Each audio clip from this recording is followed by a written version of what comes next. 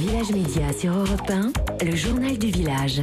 Le journal qui reprend les bonnes habitudes avec un chiffre techno pour commencer. Oui, 125 940 248. Vous êtes plus de 125 millions à travers le monde à avoir regardé le clip du rappeur américain Childish Gambino, This is America, sur la plateforme Vevo, et c'est un record énorme.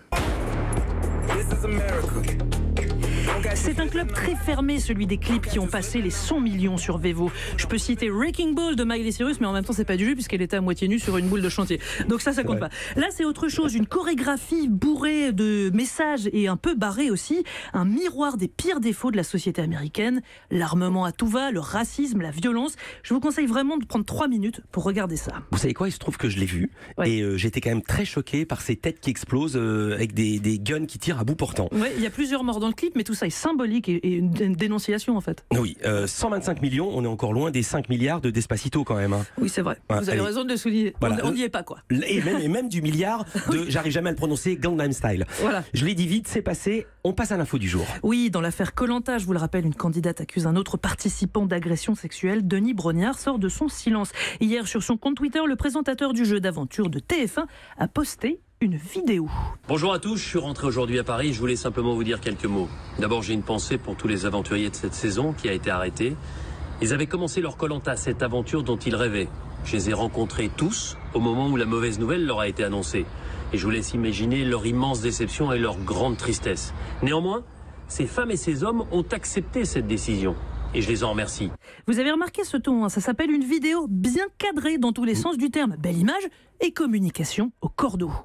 Je voulais vous dire aussi que dès que j'ai été prévenu de la situation, au petit matin du 5e jour, j'ai très vite compris que je ne pourrais pas continuer à présenter cette saison. Il était en effet impossible de poursuivre ce programme familial de divertissement alors que des accusations graves étaient portées par une candidate envers un de ses coéquipiers. Et je vous dis ça évidemment sans prendre position sur les faits. La décision de la production de suspendre l'émission a été partagée par tous, les équipes techniques et TF1 qui, comme moi, ont été marquées par cet événement. Voilà, je vous l'ai dit, on appelle ça une com au cordeau, programme familial de divertissement. C'est la reprise presque mot pour mot du communiqué de TF1.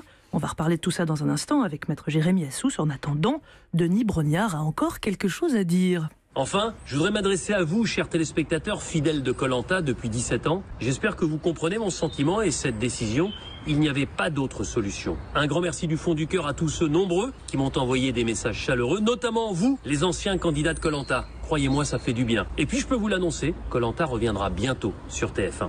Oui, bon, ça, c'est pas vraiment une surprise, on le savait déjà. Le compte de Denis Brognard est suivi par quelques 600 000 internautes. On en parlera évidemment tout à l'heure avec Jérémy Assous. Et puis on va également parler de la grosse actualité du jour avec Nicolas Taverneau qui est avec nous en ligne. Mais d'abord, allons-y Raphaël. Oui, un peu d'autopromo n'a jamais tué personne. Alors focus sur le programme de notre chère radio. Toute la journée, vous vivrez des moments foot sur Europe 1.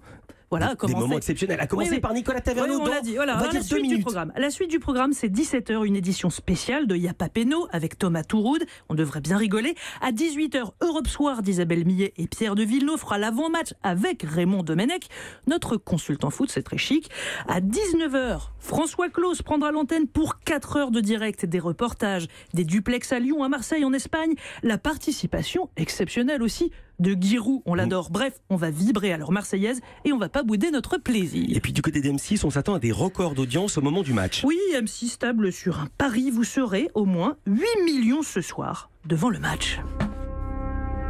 Du coup, le prix de la pub va flamber et je pèse mes mots. J'ai appelé un expert média pour connaître la note demandée par M6 aux annonceurs au moment de la mi-temps. Philippe Nouchy de chez Publicis Média est très clair. Le tarif sera de 110 000 € pour du brut 30 secondes pour le premier écran de mi-temps et de 105 000 pour les 2 écrans suivants.